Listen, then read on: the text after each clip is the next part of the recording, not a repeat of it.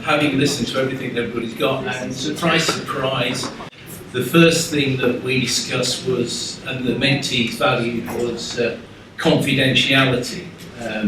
The mentees, you know, how much they appreciated their support, or I wasn't sure whether I should re-entitle it, Was It Good For You?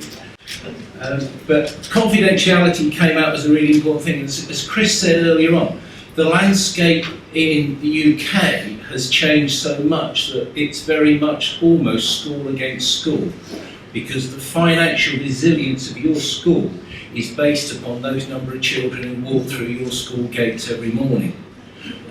So actually, as a new person, a new head in place, you perhaps don't want all those things that might not be quite going well, or that you see that the other school are doing really well spreading your community, because it could be a financial threat.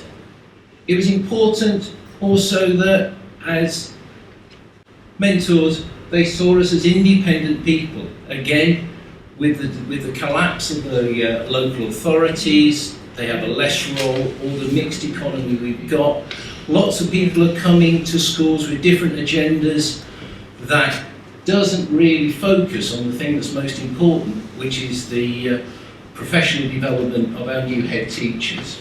So the programme that the UK had definitely filled a void that there was, that the local authorities were missing, and one where those people turned up, didn't have any other axe to grind. We weren't looking at how they were doing or what it was, we were there to support them.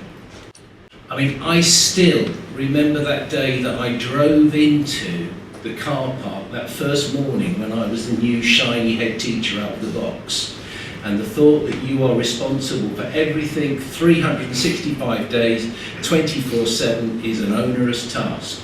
And somebody who hasn't done that, to support a new head teacher is very, very difficult. And so if you are mentoring and supporting that mentee, they want to be able to contact you, phone you up and talk about, what do you suggest? How do I get through this problem? Because that problem's going to be back with me at the end of the day. So I think having somebody who's been through that process is really important. For us as mentors, the mentors, it has always been a privilege to work with any other colleague. And through this process, I've been able to work with really, really experienced ex-head teachers, ex-colleagues, and also, just as it's been said, working with those new people to the profession. They bring that enthusiasm, they bring those modern thoughts, those modern things.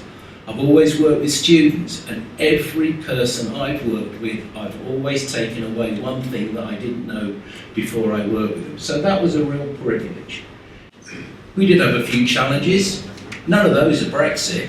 So it's when we were supporting the mentees, offering perhaps a fresh set of eyes to a problem that's just coming through the door. And also realising, how do you manage those sleepless nights? Those 4 o'clock in the morning times when your brain suddenly clicks into a problem.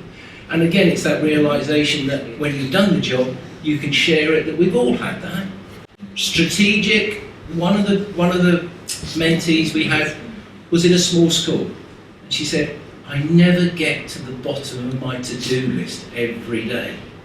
How do I manage that?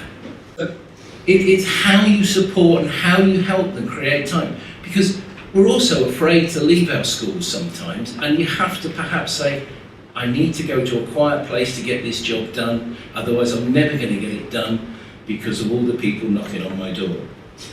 Some of the things we faced was, unfortunately, the UK had a very late start to the programme, which meant that we didn't really get going to July. That then had a knock-on effect that I would have liked to have been able to help the mentees set up their first day, talk about how you're going to set your vision, because you only get one chance of making a first impression, and we know if you get it wrong on that first day, it takes you a long time to turn the ship around again in that way. We unfortunately only had 2 mentees. It's about that, how you get people to buy into that process and then commit to it. And commitment is another important thing. And then obviously ensuring that the first meeting was a success. We did this because we set down some solid ground rules with regard to honesty, openness and confidentiality. How do we evaluate the impact? Perhaps a bit simplistic, seeing the other things that have gone on, but in the schools where we were, the standards stayed as they were, or actually in some cases actually increased and improved. So that was good. Feedback from the stakeholders, the parents and the children and the staff actually said that they had more confidence in the new head teachers. They were pleased with what was going on. The staff were beginning to trust their new head teachers.